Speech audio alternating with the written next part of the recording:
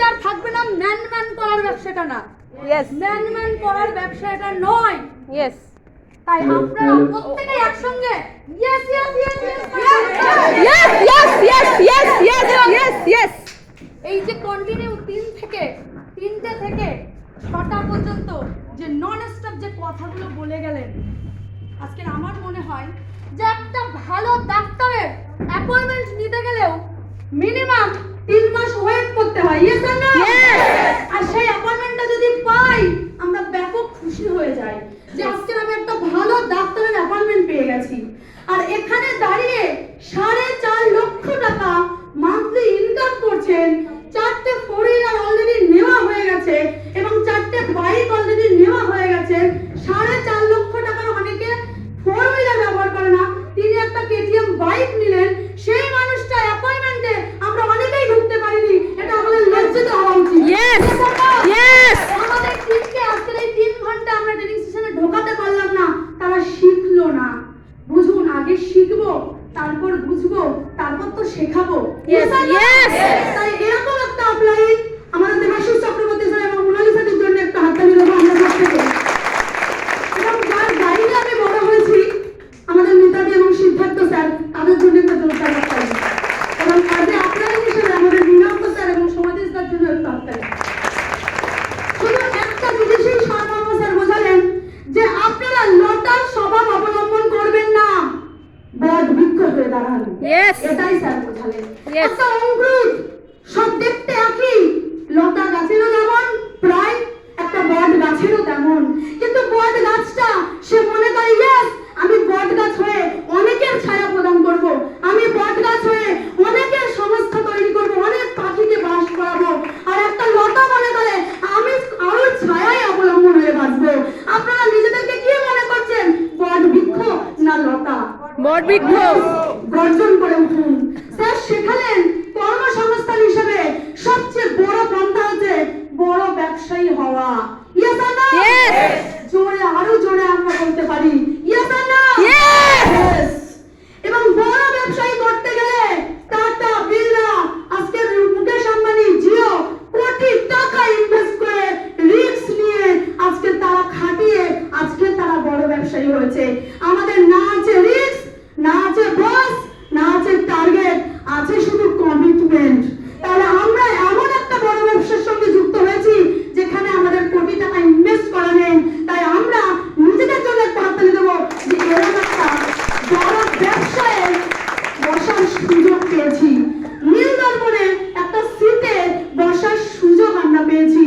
মহাজাতি সদনে বসার সিটের একটা যোগ্যতা আমাদের মধ্যে তৈরি হয়েছে। নিজেদের জন্য একটা হাততালি দিই। সিম্পল হাউসওয়াইফ, বেশি দূর পড়াশোনা করিনি, বেশি কিছু জানি না, কিন্তু জানি যে মোদি কি একটা একটু একটু করে কি করে শিখতে হয়, কারণ প্রসেস একটা মানুষকে ভালো জায়গায় নিয়ে যায়। স্যারই বললেন Yes. Yes. বৈশাখীদের জন্য একটু হাততালি দিই একটা। আজকে ওই মানুষটার টিমে বাস্তব বলছে একদম মনের কথা, কোয়ালিটি সম্পন্ন লোক আমি খুব বেশি দেখিনি। কেউ ছাগল নিয়ে কাজ করে, কেউ গরিব মানুষ, কেউ পড়াশোনা জানি না, কিন্তু তার সত্ত্বেও আজকে তার বিবি হাই তার একটাই কারণে সবাইকে তৈরি করেছে মেন্টালিটি দিয়ে। ইয়েস আর নো? Yes. আমাদের যদি মেন্টালিটি থাকে ইয়েস আমরা বড় হব, অবশ্যই হব।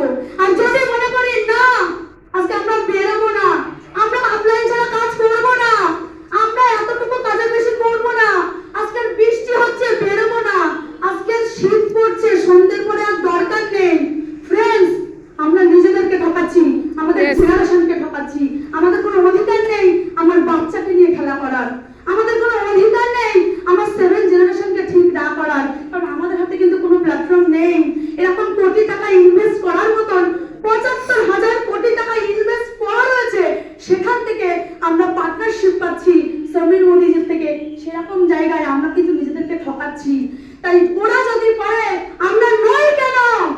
আমরাও গর্জে উঠি, আমরাও পারবো। Yes. কারণ ওদেরও দুটো হাত, দুটো পা এবং ব্যবহারের জন্য মস্তিষ্ক দিয়েছে, আমরাও ব্যবহার করবো আস্তে আস্তে। Yes. Yes or no? Yes. আর স্যার সবসময় একটা কথা বলে, যেমন আইগো ফিল গাইড বইতে লেখা আছে চ্যাম্পিয়নদের সঙ্গে মেলামেশা করুন, তাহলে আপনিও চ্যাম্পিয়ন হবেন। তাই আমি মেলামেশা করছি কার সঙ্গে এটা জানার প্রয়োজন। যারা বিজনেস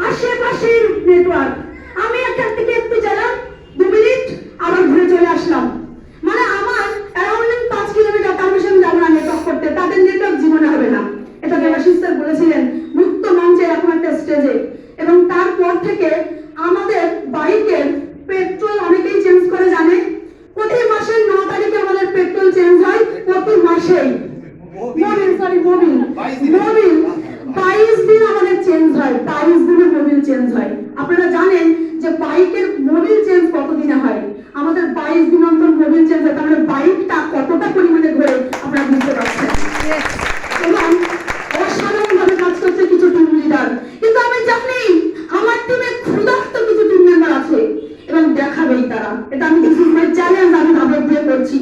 আজকে হয়তো দ্রুত যেতে পারছি না, কিন্তু 2026 সাল আসার আগে দেখাবো যে আমরা আমাদের টিম লিডার নিয়ে কি করতে পারি।